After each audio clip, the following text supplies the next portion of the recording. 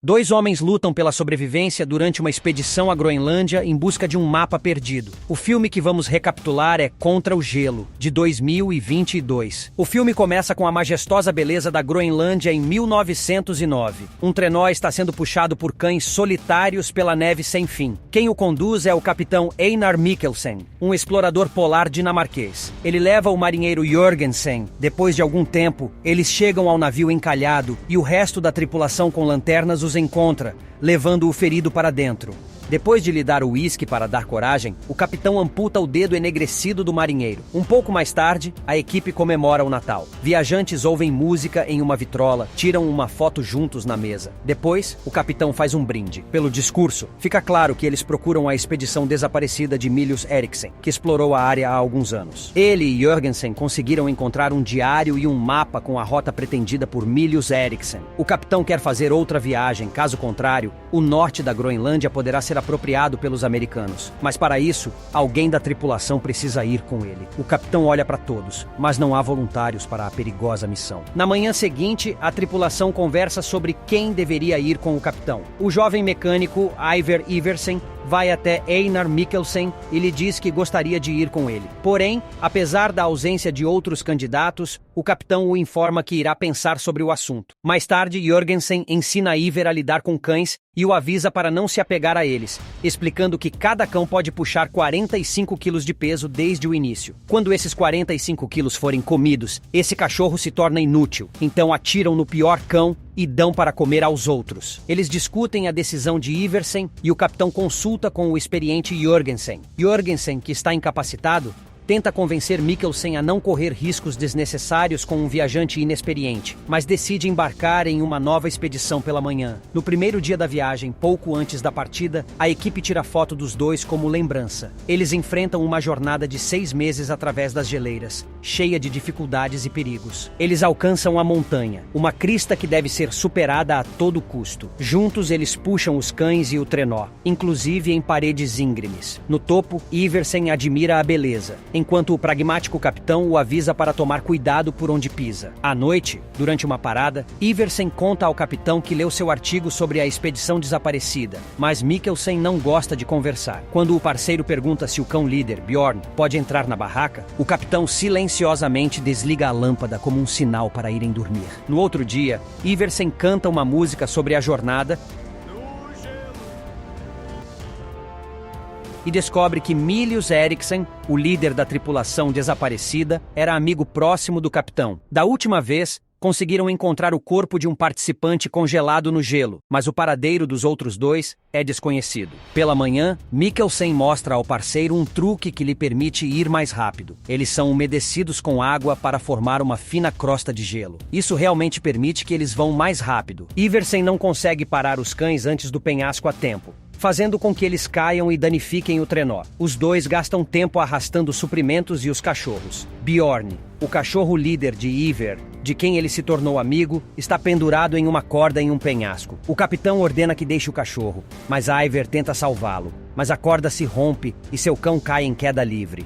Ao pôr do sol, as perdas são contabilizadas. O capitão o repreende por insubordinação e expressa insatisfação com seu comportamento. No dia seguinte, eles vão embora e passam por geleiras. No 48º dia, Iversen pergunta por que Mikkelsen está arriscando a vida. O capitão dá uma resposta vaga, de que precisa fazer um mapa, entender o que é a Groenlândia, e que ninguém provou isso. Descobrindo a verdade, ele pode ficar famoso por isso. Os dois seguem em frente, verificando o mapa da rota pretendida por Mylius Erichsen.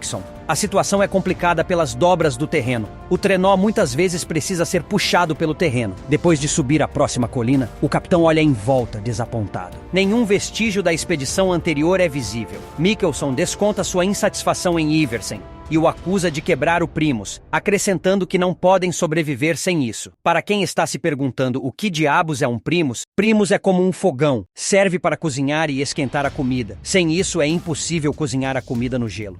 Ah, agora eu entendi! Agora eu saquei! Continuando, Iversen o repara com calma e depois mata um dos cachorros, Ah, não, aí ele extrapolou. porque simplesmente não há outra comida para os restantes. Após a perda de Bjorn, tais decisões são mais fáceis para ele. No 84º dia, Iversen o informa que os estoques acabaram, aconselhando para desistirem. No entanto, o capitão insiste em continuar a viagem, dizendo que tem um mapa e que vão encontrar. Eles logo encontram uma pilha de pedras empilhadas como um marco. Perto dali, eles veem os restos de um acampamento, e dentro dele há suprimentos e uma mensagem selada em um cone de metal. Milius Eriksson escreve que eles percorreram a costa em busca de terras habitadas por animais porque a comida acabou. Ele também deixou um mapa desenhado à mão, onde não há estreito que divide a Groenlândia. Isto significa que os americanos não têm direitos sobre a ilha.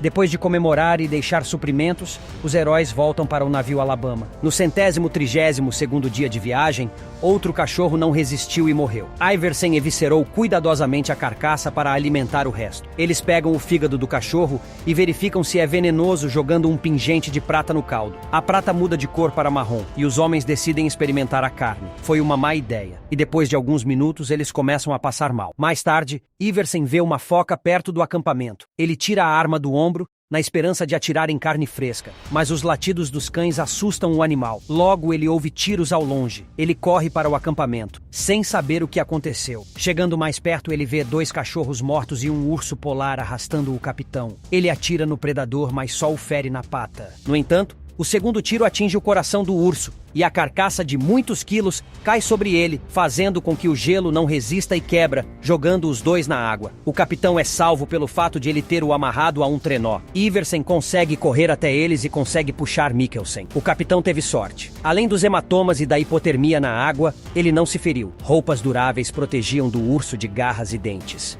No entanto, agora só resta apenas um cachorro, e ele está muito fraco e com fome. Ao acordar pela manhã, Iversen vê o capitão quebrando e queimando o trenó. Agora eles não precisam mais dele. Em seguida, eles vão a pé. E ainda há mais de 300 quilômetros de gelo pela frente. No 164º dia, chegando à baia, o capitão Mikkelsen decide construir uma pilha de pedras empilhadas. Nele, ele esconde os mapas e diários encontrados da expedição anterior e também coloca suas anotações como prova. Eles próprios atravessam o gelo fino. Não há tempo, nem energia, nem suprimentos para contornar a baia ao longo da costa. Do outro lado, Iversen quase fica sem forças, mas o capitão o levanta e eles continuam andando. À noite, eles avistam o mastro do Alabama no cume e correm em direção a ele, mas ficou preso no solo.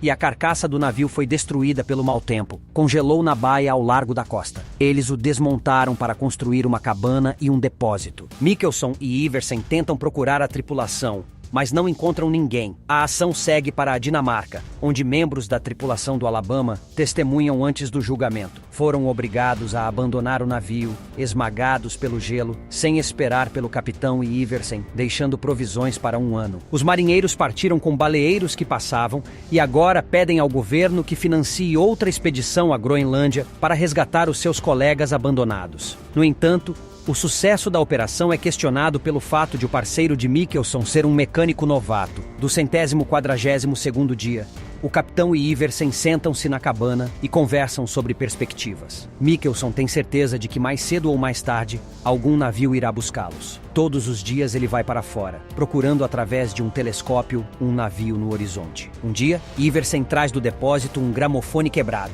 O mecânico o conserta e agora eles podem ouvir uma música. Uma noite, Mikkelsen teve um pesadelo. O urso polar encontra as pedras empilhadas e o destrói. As folhas do mapa diário são carregadas pelo vento. Ele acorda com a obsessão de voltar e obter as evidências. Eles fecham a cabana com tábuas, empacotam seus suprimentos. Iversen o aconselha a deixar um bilhete caso alguém apareça. O capitão ignora e eles saem sem deixar nenhum bilhete. O capitão espera voltar antes que o gelo derreta. No 439º dia, eles encontram as pedras empilhadas. O local foi realmente danificado, mas os documentos permaneceram intactos.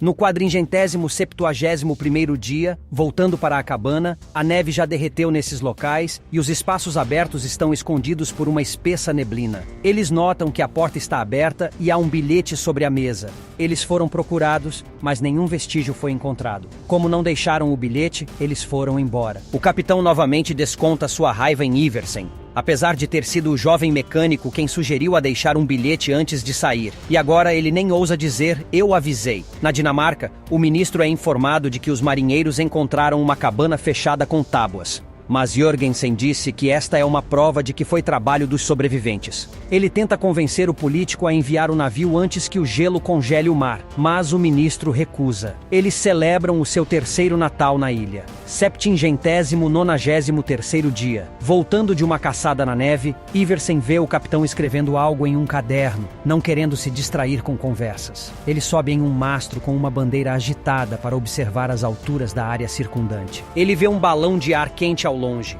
e acena freneticamente para chamar a atenção. O balão pousa e o balonista acaba sendo a mulher dos seus sonhos, mas ele apenas a imagina. A voz de Iversen o tira de seus sonhos.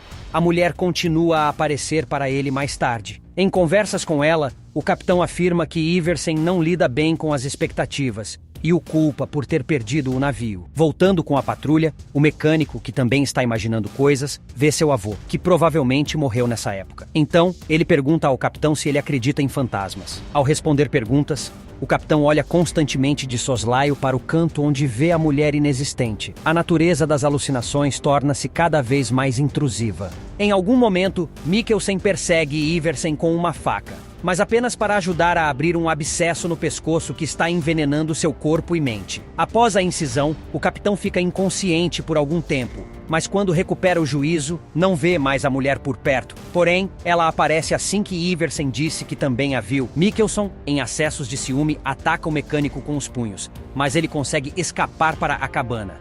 Lá ele convence seu companheiro de que tudo é apenas imaginação, mas ele ainda pega a arma.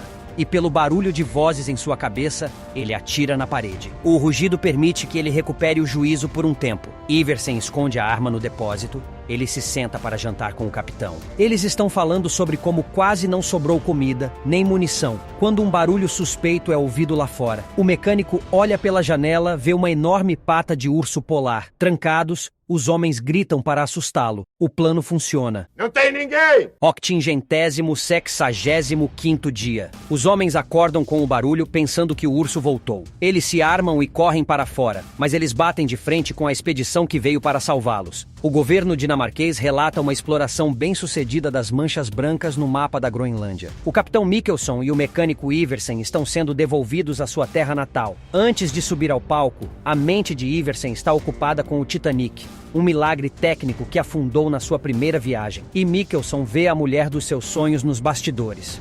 Mas desta vez ela é real. O mecânico também a vê. Aproveitando o momento, ele a beija. Os dois então entram no palco sob uma tempestade de aplausos. Mikkelsen e Naja Holm se casaram um ano depois. Ele dedicou sua vida à Groenlândia. Iversen nunca mais colocou os pés no Ártico. Mikkelsen e Iversen permaneceram amigos até o fim da vida.